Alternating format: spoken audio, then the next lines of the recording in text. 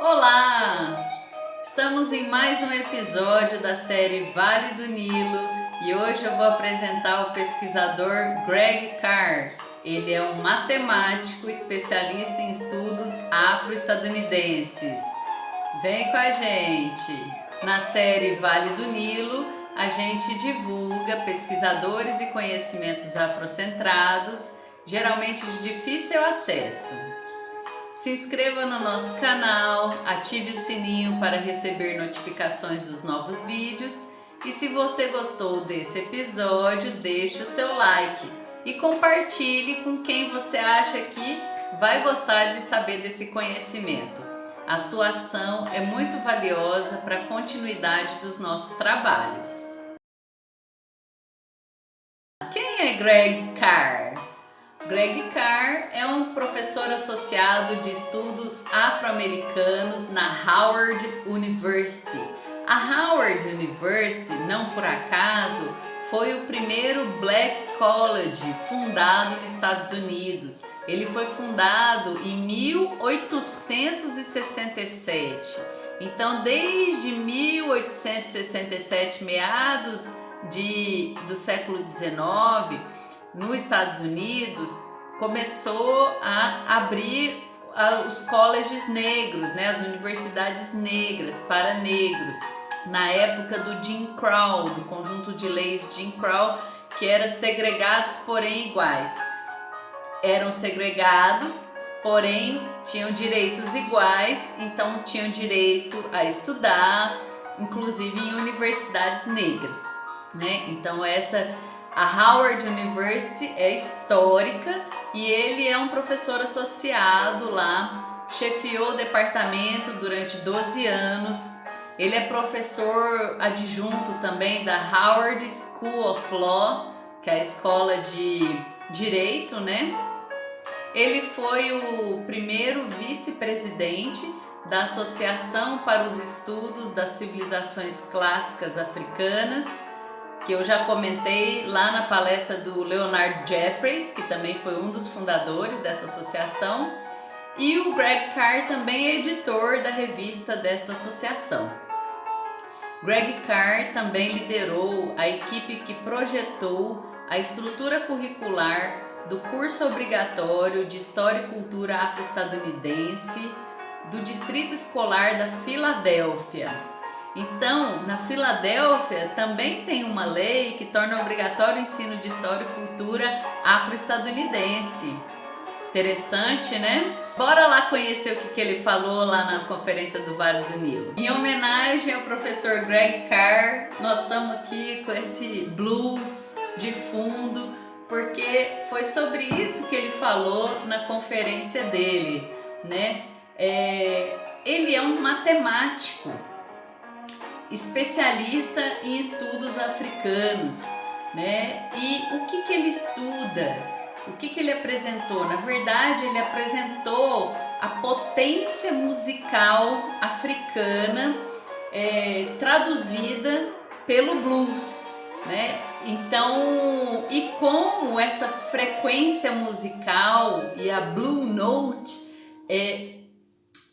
nos afeta biológica, mental e espiritualmente falando. Foi muito interessante essa palestra, né? A Blue Note, ela é conhecida pelos músicos, né? Porque tem lá o estudo da métrica musical e a Blue Note é uma coisa especial que você põe na música e dá um swing, né? Dá um frenesi. E o Greg Carr estuda exatamente esse frenesi, né? Como ela mexe conosco. Então foi muito interessante. Ele apontou implicações profundas dos estudos africanos e eu diria implicações psicológicas e espirituais. Os estudos africanos são recursos e métodos de compreensão e conhecimento, tanto do Maaf quanto do Ma'at. Ma'afa e Ma'at são dois conceitos que foram utilizados, né, cunhados academicamente, utilizados por Marimba Ani. Eu vou falar o que o Wade Nobles, no capítulo que ele escreve no livro Afrocentricidade, ele fala do Maafa. Ele fala: Marimba Ani, em 1994, introduz o conceito de Maafa e o define como um grande desastre e infortúnio de morte e destruição, além das convenções e das compreensões humanas. Para mim, a característica básica do Maafa é a negação da humanidade dos africanos, acompanhada do desprezo e do desrespeito coletivos e contínuos ao seu direito de existir. O Maafa autoriza a perpetuação de um processo sistemático de destruição física e espiritual dos africanos, individualmente e coletivamente. Então, o Maafa é toda essa sorte de destruição que está associada a essa ideia de que africanos são menos humanos que outros povos do planeta, né? E o Greg Carr está falando que precisamos usar os conhecimentos africanos para superar esse estado de Maafa e voltar a um estado de equilíbrio que é representado por Maat. Maat é essa deusa egípcia que traz consigo alguns conceitos importantes, né, como verdade, equilíbrio, ordem, retidão, moralidade, justiça, reciprocidade. Então, Maat é esse estado de viver, né, a partir desses princípios. E o que o Greg Carr apresentou na palestra dele, né, é que através da música e da dança é possível superar esse estado de Maafa. Ele fala: os modos de superar o Maafa são por meio da dança da inspiração, com grande ênfase no estudo e prática. O pesquisador destaca a importância e o poder de cura da música. Então, como essa Blue Note mexe com a vibração do nosso corpo, física, mental e espiritual, e muda o nosso estado de espírito. E ele dá o exemplo do blues tocado por Louis Armstrong, e que essa Blue Note está relacionada inclusive com o deus Nun, que é um deus quemético. Então, que esse tipo de música que vai assim,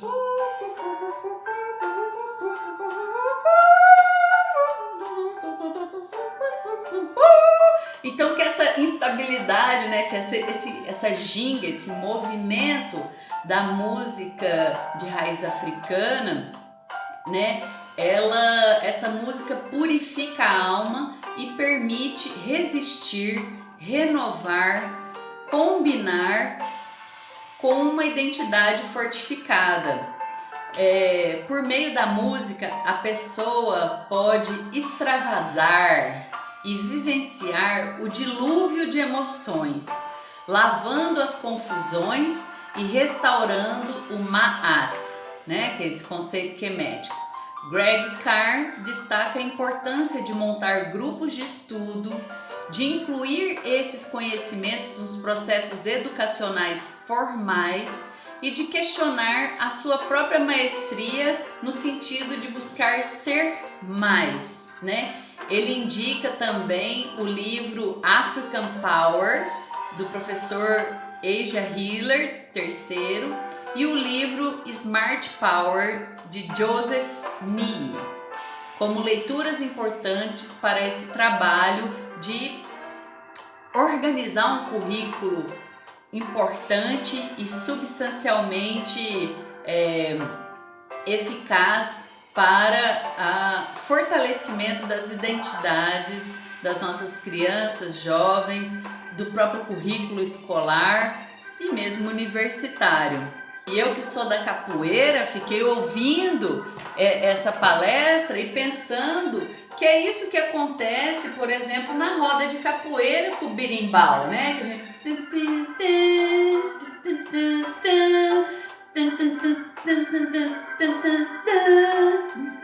Então que a capoeira também trabalha de certa forma com essa blue note, né? E que o ritmo da capoeira é um ritmo cíclico, né? A própria música cantada da capoeira ela é cíclica, ela é de chamado e resposta. O cantador chama e o coro responde, o cantador chama e o coro responde nesse movimento cíclico, mas os berimbaus, né? Eles podem fazer os repiques, as variações, que é o que dá essa gingada da capoeira, assim. E o que o Greg Carr, esse matemático, está falando sobre a música de raiz africana é justamente que esse gingado tem um potencial de cura e fortalecimento da identidade. Então, inclusive, que nem os próprios capoeiristas falam que os cantos da capoeira é um canto de lamento. É pondo toda essa vivência, transbordando essa vivência de emoções, dessas dificuldades da vida, fazendo um dilúvio dessas emoções, como o professor falou, mas para transmutar elas e deixar a pessoa mais leve. Quando a gente vai numa roda de capoeira, que a bateria tá boa, tá todo mundo cantando, tá aquela energia, você sai de lá renovado, você pode chegar da forma que for, você é transformado e você sai leve, renovado e fortificado. É disso que o professor Greg Carr está falando, do que a gente vive na capoeira, correto? Não só na capoeira, mas o próprio candomblé e todas as culturas afro-brasileiras, né? O que é o transe do candomblé, se não essa troca de vibração entre a película, né, a pele do tambor que vibra e mexe com a vibração do nosso corpo e ele entra em transe, né? Então vejam a importância do estudo matemático, do estudo da música para a nossa humanização, para nossa fortalecimento enquanto seres humanos, né? E sobretudo para a população negra, né? Ter orgulho dessa potência e dessa força da raiz africana, mas todos nós também, porque no final das contas todos nós viemos de África e a nossa humanidade vem se constituindo desde lá. Essa ideia de um corte é um erro dos últimos 300 anos, né? Bom, se você gostou desse vídeo, se você gostou desse assunto, manda aí os comentários para nós, compartilha esse vídeo e se inscreve no nosso canal. Isso fortalece o nosso trabalho. Até o próximo episódio.